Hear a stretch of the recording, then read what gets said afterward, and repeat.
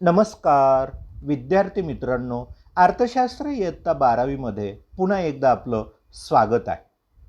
तुम्ही कालच अर्थशास्त्र या विषयाचा बोर्ड परीक्षेचा पेपर सोडविलेला आहे आणि या माध्यमातून आपल्याला सांगता येतं की आजच्या व्हिडिओच्या माध्यमातून आपण या क्वेश्चन पेपरचं विश्लेषण हे अतिशय थोडक्यामध्ये आपल्याला अभ्यासावयाचं आहे.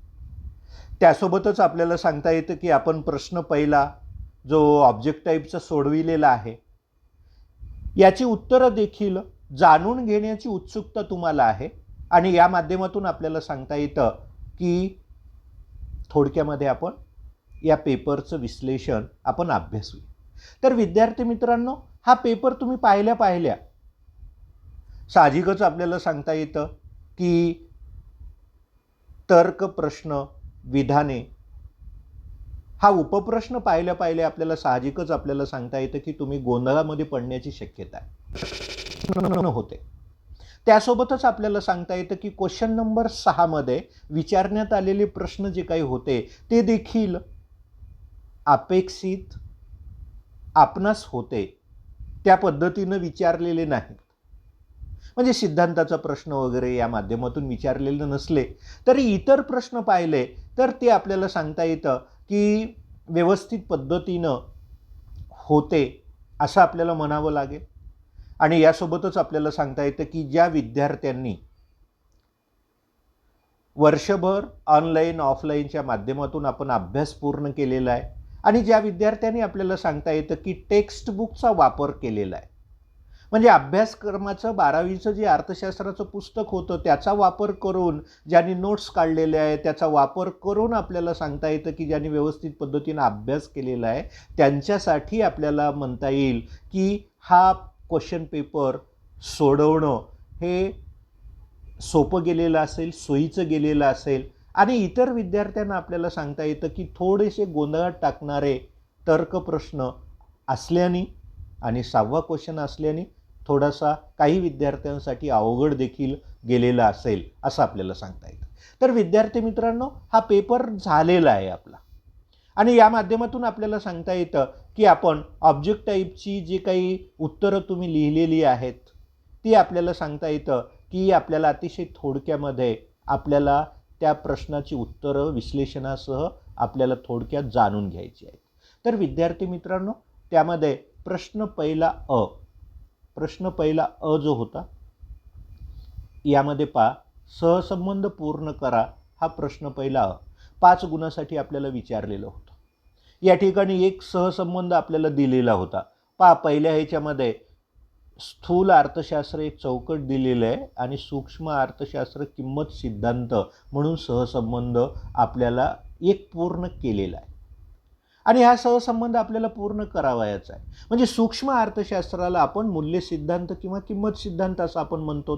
तर स्थूल अर्थशास्त्राला काय म्हणतात, तर स्थूल अर्थशास्त्राला आपल्याला सांगता येतं उत्पन्न सिद्धांत किंवा त्याला आपण उत्पन्न व रोजगार सिद्धांत असं या ठिकाणी लिहिणं अपेक्षित आहे. आता या ठिकाणी प्रत्यक्ष मागणी, अन्नधान्याची भ्रमणध्वनी जी काही मोबाईल आहे याची जी काही मागणी आहे ती मागणी कोणती आहे, प्रत्यक्ष मागणी आहे.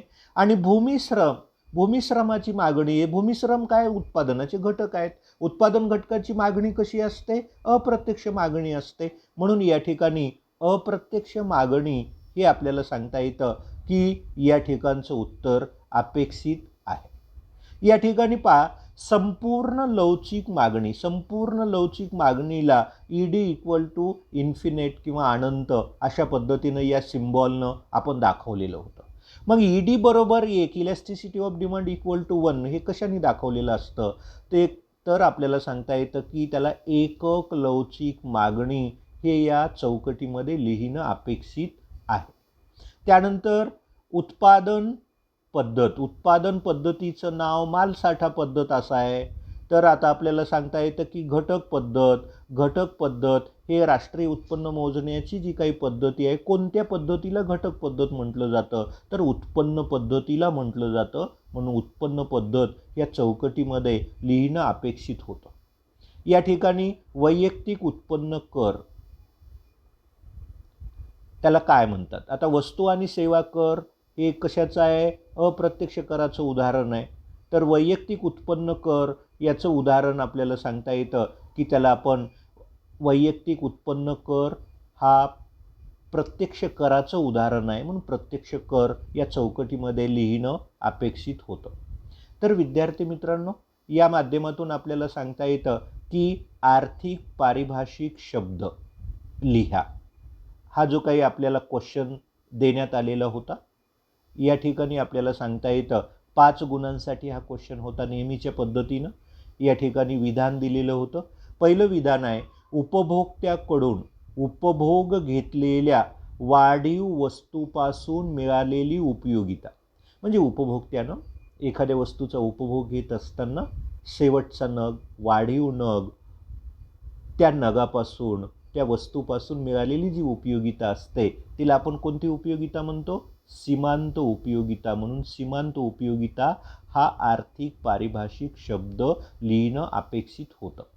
या ठिकाणी पहा, किंमत स्थिर असताना इतर परिस्थितीतील बदलामुळे, किंमत स्थिर आहे आणि इतर परिस्थितीमध्ये काय झालेलं आहे, बदलानं काय झालं, मागणीत घट होते. तर त्याला काय म्हणतात, तर त्याला आपल्याला सांगता येतं की आर्थिक पारिभाषिक शब्द मागणीतील ऱ्हास किंवा मागणीतील क्षय लिहिणं अपेक्षित होतं असं आपल्याला सांगता येतं. या ठिकाणी तिसरं आहे, प्रत्येक नगसंख्येच्या विक्रीनंतर मिळणारी प्राप्ती.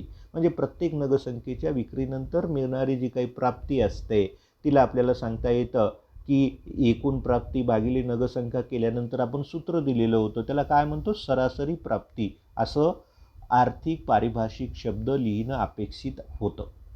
आता असा कालावधी की ज्यात उत्पादनाचे घटक आणि उत्पादनाचा खर्च बदलणे शक्य असते. म्हणजे असा कालावधी आहे किंवा ज्या कालावधीमध्ये आपण उत्पादनाचे घटक म्हणजे संयोजक, उद्योजक हा उत्पादनाचे घटक किंवा उत्पादनाचे खर्च या कालावधी म्हणजे बदलणं त्याला शक्य असतं उद्योजकाला. आणि असा कोणता कालावधी आहे, अल्प कालावधीमध्ये शक्य नसतं, तर तो दीर्घकाळ हा या ठिकाणचं हे उत्तर आहे असं आपल्याला सांगता येतं. या ठिकाणी पहा, दिलेल्या वर्षात देशाच्या भौगोलिक सीमारेषेच्या आत म्हटलेलं आहे. भौगोलिक सीमारेषेच्या आत उत्पादित होणारे अंतिम वस्तू व सेवांचे बाजारभावानुसार येणारे मूल्य. आता आपल्याला सांगता येतं की दिलेल्या वर्षात देशाच्या भौगोलिक सीमारेषेच्या आत म्हणजे देशांतर्गत उत्पादन आहे आणि अंतिम वस्तू आणि सेवाचं बाजारभावानुसार येणारं जे काही मूल्य असतं त्याला आपल्याला सांगता येतं की स्थूल देशांतर्गत उत्पादन असं आपण म्हणतो. म्हणजे स्थूल देशांतर्गत उत्पादन हा आर्थिक पारिभाषिक शब्द लिहिणं अपेक्षित होतं किंवा बाजारभावानुसार स्थूल देशांतर्गत उत्पादन असं लिहिलं तर सुद्धा चाललं असतं. तर विद्यार्थी मित्रांनो, या माध्यमातून प्रश्न दुसरा ब याला आपण स्थूल देशांतर्गत उत्पादन असं आपण म्हटलेलं होतं. यानंतर प्रश्न पहिल्यामधलं क जे काही बीट आहे, आता क मध्ये काय, खालील विधानं पूर्ण करायला दिलेलं होतं. आता पहिलं विधान काय दिलेलं होतं आपल्या प्रश्नपत्रिकेमध्ये, संपूर्ण अर्थव्यवस्थेचा अभ्यास करणारं शास्त्र. आता संपूर्ण अर्थव्यवस्थेचा अभ्यास करणारं जे शास्त्र आहे त्याला आपण स्थूल अर्थशास्त्र असं आपण म्हणतो. म्हणून या ठिकाणी स्थूल अर्थशास्त्र हे त्याचं योग्य उत्तर आहे. दुसरा प्रश्न होता, किमतीतील बदलापेक्षा जेव्हा मागणीतील बदलाचे प्रमाण कमी असते तेव्हा असणारा मागणी वक्र. आता मागणी वक्राचा या ठिकाणी आकार दिलेला आहे. काय म्हटलेलं आहे, किमतीतील बदलापेक्षा म्हणजे किमतीतील बदलापेक्षा मागणीतील बदलाचं प्रमाण कमी असते. व्यवस्थित आपण वाचलं असेल तर उत्तर लिहिलं असेल, कमी असते म्हटलेलं आहे. तेव्हा असणारा मागणी वक्र आपल्याला सांगता येतं की मागणी वक्र आपल्याला कल्पना आहे की तो तीव्र उताराचा असतो. का तर मागणीतील बदलाचं प्रमाण कसं असतं, कमी असतं. कशापेक्षा, किमतीतील बदलापेक्षा. या ठिकाणी तिसरा जो काही प्रश्न आहे यामध्ये, तर या ठिकाणी आपल्याला सांगता येतं की तिसरा प्रश्न, वस्तूची विक्री वाढविण्यासाठी करावा लागणारा खर्च. आता पर्याय दिलेले आहेत, एकूण खर्च, सरासरी खर्च, सीमांत खर्च, विक्री खर्च. पटकन तुमच्या लक्षात आलेलं असेल, वस्तूची विक्री वाढविण्यासाठी करावा लागणारा खर्च त्याला आपण विक्री खर्च असं आपण म्हणतो. विक्री खर्च लावून तुम्ही विधान पूर्ण केलेलं असेलच. या ठिकाणी चौथा प्रश्न आहे, महसुली उत्पन्न आणि महसुली खर्चाचा समावेश असणारे अंदाजपत्रक. आता महसुली उत्पन्न आणि महसुली खर्चाचा समावेश म्हटलेला आहे आणि पर्याय दिलेले आहे, भांडवली अंदाजपत्रक, शासकीय अंदाजपत्रक, महसुली अंदाजपत्रक, कौटुंबिक अंदाजपत्रक. पटकन इथं महसुली अंदाजपत्रक म्हटलेलं आहे, महसुली उत्पन्न आणि महसुली खर्चाचा समावेश, त्याला आपण महसुली अंदाजपत्रक हे त्याचं उत्तर आहे. म्हणजे महसुली अंदाजपत्रक हे आपल्याला सांगता येतं की लिहून हे विधान तुम्हाला पूर्ण करावयाचं होतं. या ठिकाणी पाचवा पहा, वस्तूची आयात करून त्यावर प्रक्रिया करून जेव्हा ती निर्यात केली जाते तेव्हा. आता व्यापाराचे प्रकार, पुनर्निर्यात व्यापार, आयात व्यापार, निर्यात व्यापार, राष्ट्रीय व्यापार असं दिलेलं आहे. आता वस्तूची, एखाद्या देशानं वस्तूची आयात करून त्यावरती प्रक्रिया केली आणि तेव्हा आपल्याला सांगता येतं की निर्यात केली जाते, त्याला आपण पुनर्निर्यात व्यापार असं आपण म्हणतो. म्हणून आर्थिक म्हणजे या ठिकाणी पर्याय पुनर्निर्यात व्यापार हा योग्य पर्याय निवडून विधान आपल्याला पूर्ण करावयाचं होतं. तर विद्यार्थी मित्रांनो, आता पहा या ठिकाणी विधाने व तर्क प्रश्न आपल्याला गोंधळात टाकणारा हाच प्रश्न होता. या ठिकाणी 5 प्रश्न आपल्याला विचारलेले होते.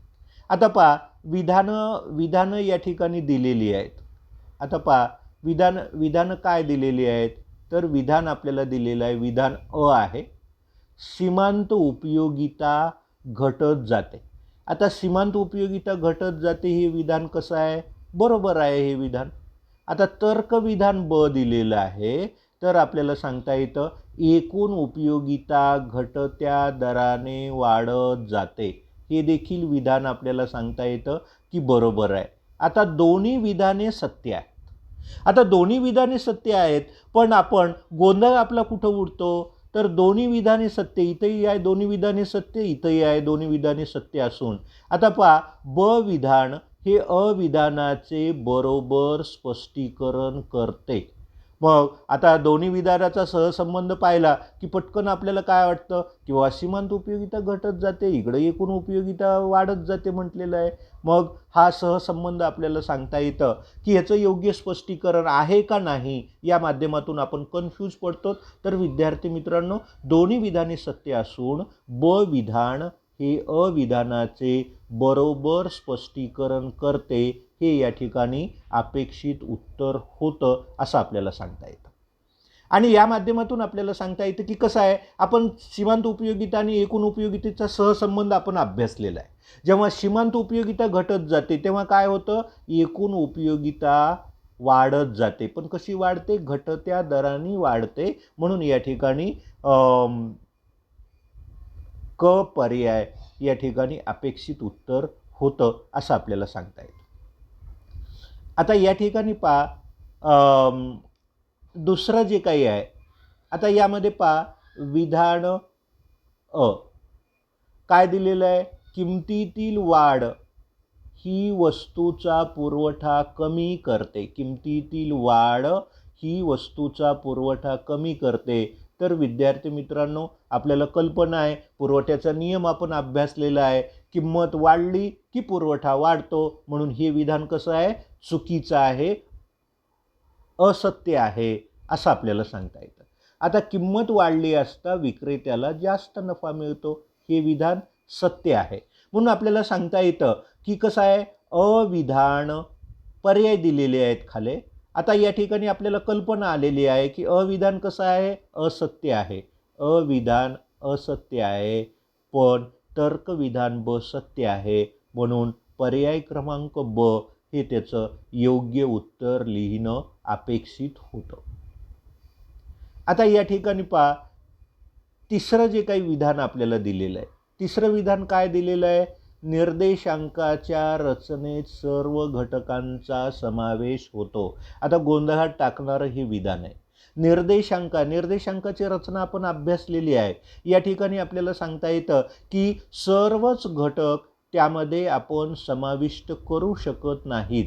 म्हणून आपल्याला सांगता येतं की या ठिकाणी हे विधान कसं आहे, चुकीचं आहे. निर्देशांकाच्या रचनेमध्ये सर्व घटकांचा समावेश होतो म्हटलेलं आहे, पण होत नाही. म्हणून काय केलं जातं, निर्देशांक हा नमुन्यावरती आधारित असतो. नमुना म्हणजे आपण सॅम्पल निवडलेलं असतं. निर्देशांक काढत असताना आपल्याला सांगता येतं की आपण नमुना निवड केलेला असतो, त्याच्या रचनेमध्ये सर्व घटकांचा समावेश होत नाही. म्हणून आपल्याला सांगता येतं की विधान कसं आहे, असत्य आहे, पण तर्कविधान ब सत्य आहे. म्हणून पर्याय क्रमांक ब हे त्याचं योग्य उत्तर आहे असं आपल्याला सांगता येतं. या ठिकाणी पहा, चौथा जो काही प्रश्न आहे, चौथा प्रश्न काय दिलेला आहे आपल्याला, विधान अ दिलेलं आहे. काय, नाणे बाजारामुळे रोख रकमेचा वापर काटकसरीनं होतो.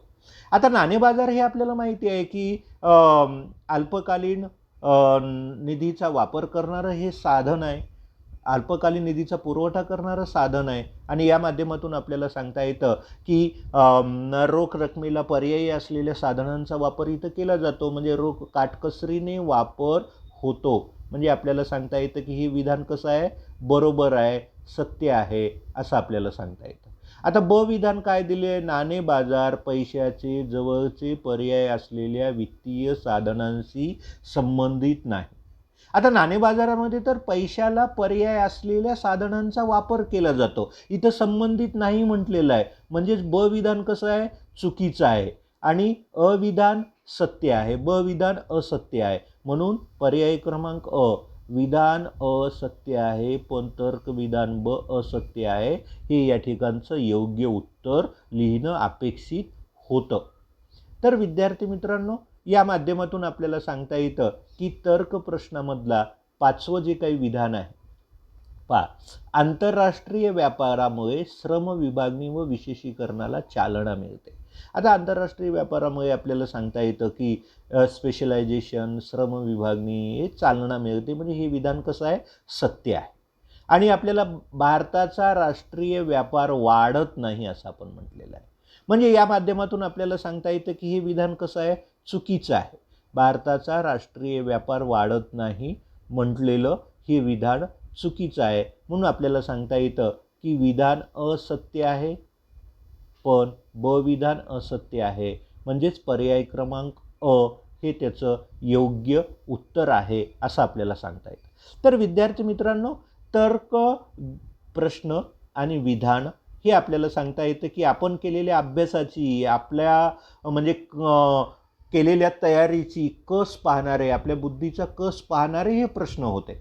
तर या माध्यमातून आपल्याला सांगता येतं की अशा पद्धतीनं तुम्ही हे प्रश्न कसं आहे, अपेक्षित का नव्हतं, तर टेक्स्टबुकमध्ये जास्त ठिकाणी हा प्रश्नाचा प्रकार दिलेला नाही, 1-2 ठिकाणीच दिलेला आहे.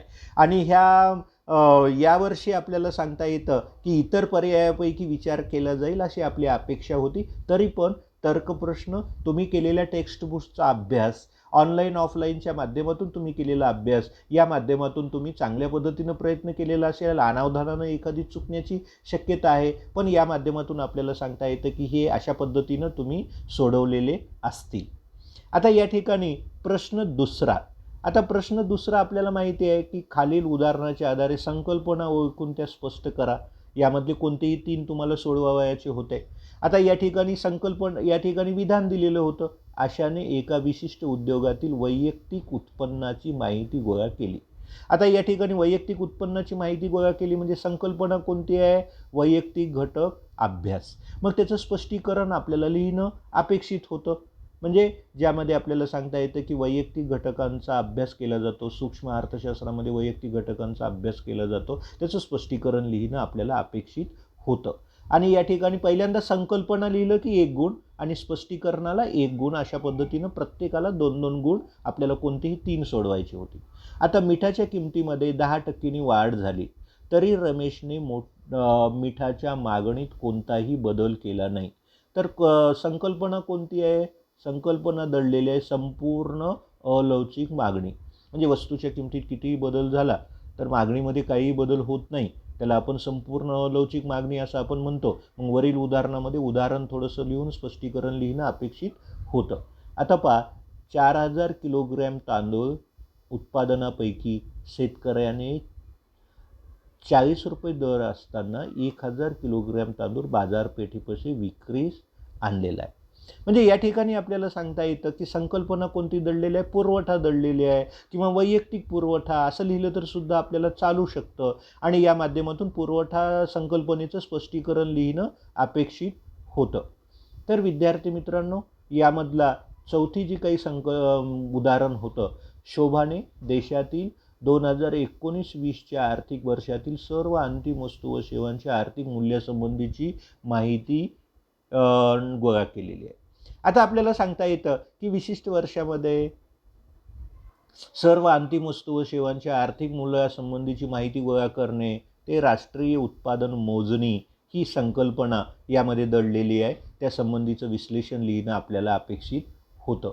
आता लुशीने 1 वर्ष कालावधीसाठी ₹1,00,000 बँक ऑफ इंडियाच्या शाखेत एक रकमी भरणा केला.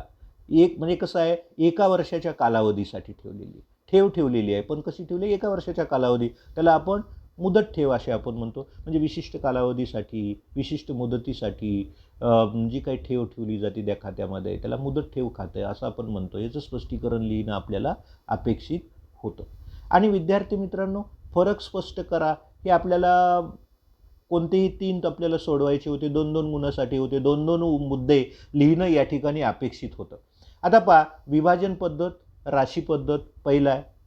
विभाजन पद्धत पहिल्या मुद्द्यामध्ये व्याख्या आणि एक स्पष्टीकरणाचा मुद्दा असे एकूण 2 मुद्दे लिहिणं अपेक्षित होते. यानंतर संमिश्र मागणी, स्पर्धात्मक मागणी, एकूण प्राप्ती, सीमांत प्राप्ती, किंमत निर्देशांक, संख्यात्मक निर्देशांक, अंतर्गत कर्ज आणि बाह्य कर्ज अशा पद्धतीनं 5 दिलेले होते. त्यापैकी कोणतेही तुम्हाला 3 सोडवण्यासाठी सांगितलेले होतं. प्रत्येकामध्ये आपल्याला सांगता येतं की 2 मुद्दे लिहिणं अपेक्षित होतं, का तर 2 गुणांसाठी विचारलेलं होतं. तर अशा पद्धतीनं तुम्ही ह्याचे स्पष्टीकरणाचे मुद्दे तुम्ही लिहिलेले असतील, पेपर तुम्ही सोडवलेला आहे. तर विद्यार्थी मित्रांनो, या माध्यमातून आपल्याला सांगता येतं, खालील प्रश्नांची उत्तरे लिहा, कोणतेही 3 हा तिसरा प्रश्न होता. आता या ठिकाणी पहा, या ठिकाणी आपण सांगितलेले संभाव्य प्रश्न अपेक्षित म्हटलेले जवळपास आलेले आहे. उपयोगितेची वैशिष्ट्ये स्पष्ट करा, मक्तेदारीची 4 वैशिष्ट्ये लिहा, स्थूल अर्थशास्त्राची व्याप्ती स्पष्ट करा, राष्ट्रीय उत्पन्न मापनातील कोणत्याही 4 व्यावहारिक अडचणी विचारलेल्या आहे.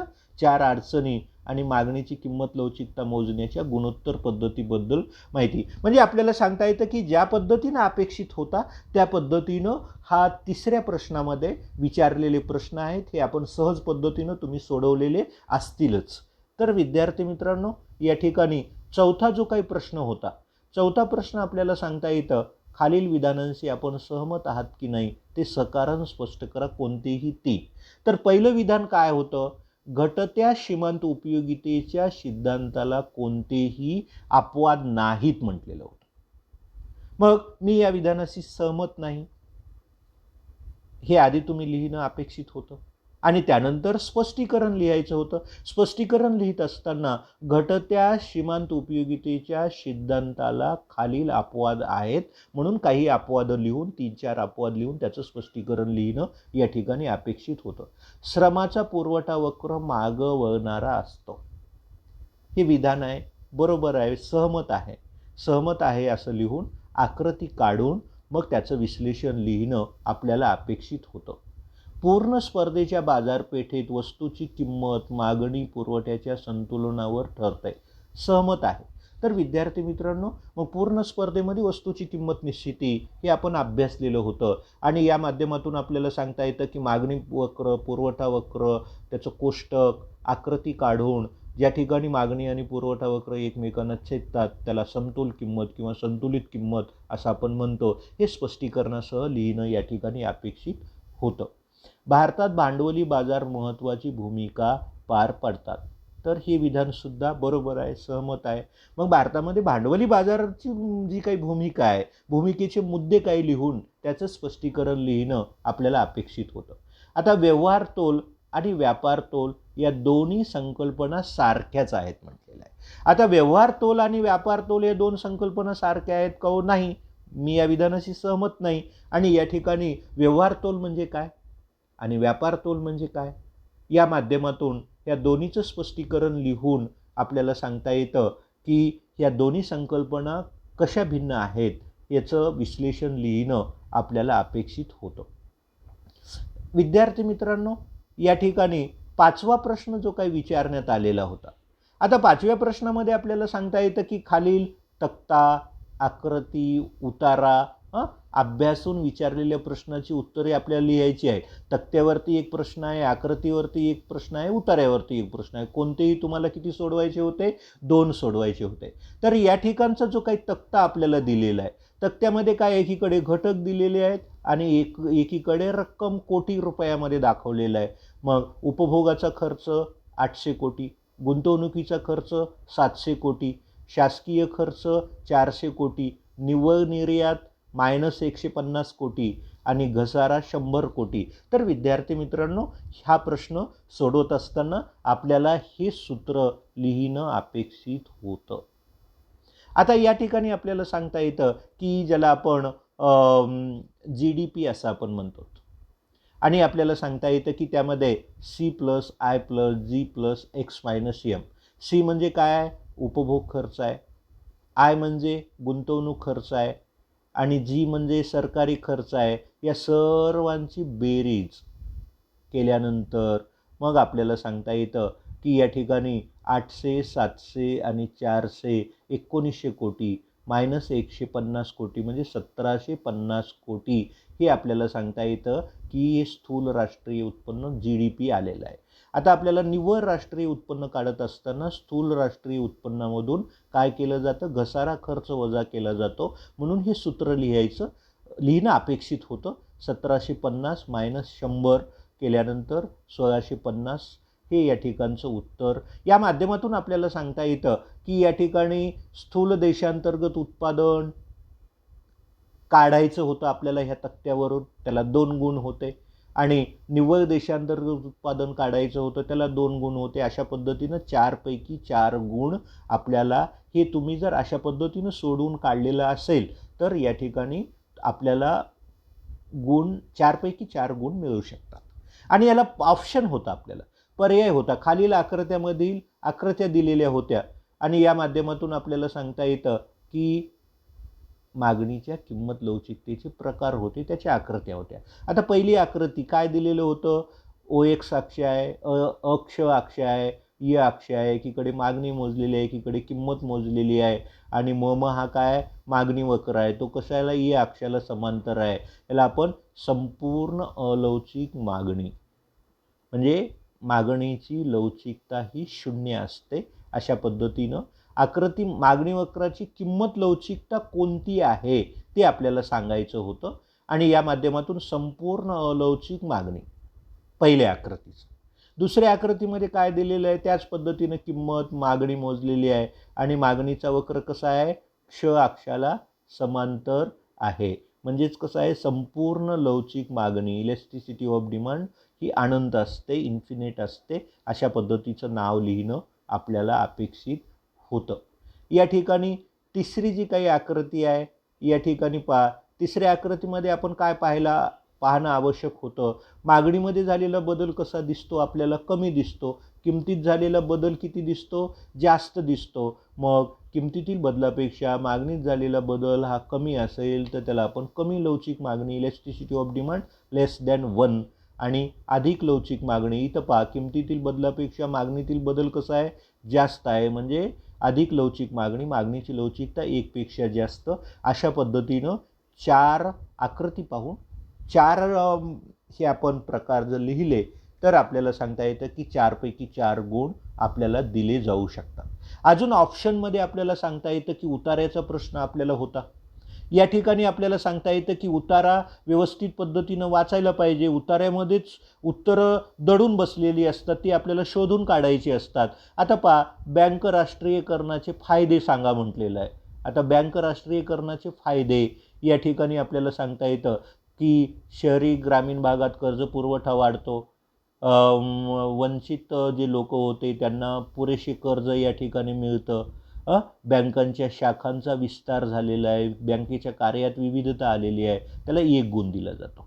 आता बँक लोकांना पुरवित असलेल्या सेवा कोणकोणत्या आहेत, तर सुरक्षित ठेव कप्पा, डीमॅट सुविधा, इंटरनेट बँकिंग, मोबाईल बँकिंग हे या ठिकाणी लिहिलेलं एक गुण आपल्याला दिलेला असतो. आणि विद्यार्थी मित्रांनो, सर्वात महत्त्वाचं होतं वरील उतार्याविषयी आपले मत लिहा. म्हणजे हा उतारा वाचून तुम्हाला त्याबद्दल काय वाटतं. खरंच बँकांचं राष्ट्रीयकरण झालं, ग्रामीण भागामध्ये शाखा वाढल्या, त्या सुविधा व्यवस्थित लोकांना भेटतात का, काय नाही, त्याबद्दलचं तुमचं मत, स्वमत तुम्हाला लिहायचं होतं. त्यासाठी 2 गुण देण्यात आलेले होते. तर विद्यार्थी मित्रांनो, ते मत तुमचं कसंही असेल, तर आपण तुमचं मत लिहायला इथं तुम्हाला संधी होती. आणि या ठिकाणी 2 पैकी 1, 1.5, 2 गुण आपल्याला दिले जाऊ शकतात. तुम्ही तुमचं मत लिहिलेलं असेलच. आणि या ठिकाणी आपल्याला सांगता येतं की आपल्याला अनपेक्षित असा विचारण्यात आलेला जो काही 6वा प्रश्न होता, सविस्तर उत्तरे लिहा, कोणतेही 2 तुम्हाला सोडवायची होती. या ठिकाणी पहा, मागणीतील विस्तार, मागणीतील बदल, मागणीतील विस्तार आणि बदल इतर प्रश्नामध्ये विचारतील असा आपला अंदाज होता. पण या ठिकाणी मोठा क्वेश्चन 8 गुणांसाठी तुम्हाला विचारलेला आहे. मग या ठिकाणी मागणीतील विचलन आणि मागणीतील बदल आकृतीच्या साहाय्यानं याचं स्पष्टीकरण लिहिणं अपेक्षित होतं. मागणीतील विचलनामध्ये मागणीचा विस्तार, मागणीचा संकोच, मागणीतील बदलामध्ये मागणीतील वाढ, मागणीतील घट आकृतीच्या साहाय्यानं डिटेलमध्ये व्यवस्थित पद्धतीनं उत्तर लिहिणं अपेक्षित होतं. तुम्ही हा प्रश्न सोडवलेला असेलच. आता निर्देशांकाचा अर्थ, निर्देशांक म्हणजे काय, त्याचा अर्थ एखादी व्याख्या लिहिणं अपेक्षित होतं. आणि निर्देशांक रचनेचे जे काही टप्पे आहेत, जे पायऱ्या आहेत, त्या या ठिकाणी लिहिणं अपेक्षित होतं. आणि सार्वजनिक उत्पन्नाचे विविध स्रोत, आता सार्वजनिक जे काही उत्पन्न आहे त्या उत्पन्नाचे विविध स्रोत लिहून त्याचं स्पष्टीकरण करणं या ठिकाणी अपेक्षित होतं. तर विद्यार्थी मित्रांनो, अशा पद्धतीनं आपला प्रश्नपत्रिका होती. आणि निश्चित पद्धतीनं आपल्याला सांगता येतं की तुम्ही ही प्रश्नपत्रिका व्यवस्थित पद्धतीनं, चांगल्या पद्धतीनं तुम्ही सोडवलेली असेलच. आणि या माध्यमातून आपल्याला सांगता येतं की विश्लेषण, त्याच पद्धतीनं ऑब्जेक्टिव्हचे क्वेश्चनचं उत्तर काय आहे, सहमत आहात की नाही, या प्रश्नाची उत्तरं काय आहेत, याबद्दलचं आपल्याला सांगता येतं की माहिती, तुम्हाला जी उत्सुकता होती ती उत्सुकता जाणून घ्यायची, उत्तरं जाणून घ्यायची उत्सुकता, या माध्यमातूनच या विश्लेषण आपण केलेलं आहे. यानंतर आपण काही व्हिडिओच्या माध्यमातून आपल्याला सांगता येतं की प्रत्येक प्रश्नाचं सविस्तर पद्धतीनं विश्लेषण, ॲनालिसिस त्या माध्यमातून केलं जाईल. ठीक आहे विद्यार्थी मित्रांनो, आज आपण इथं थांबूया. धन्यवाद.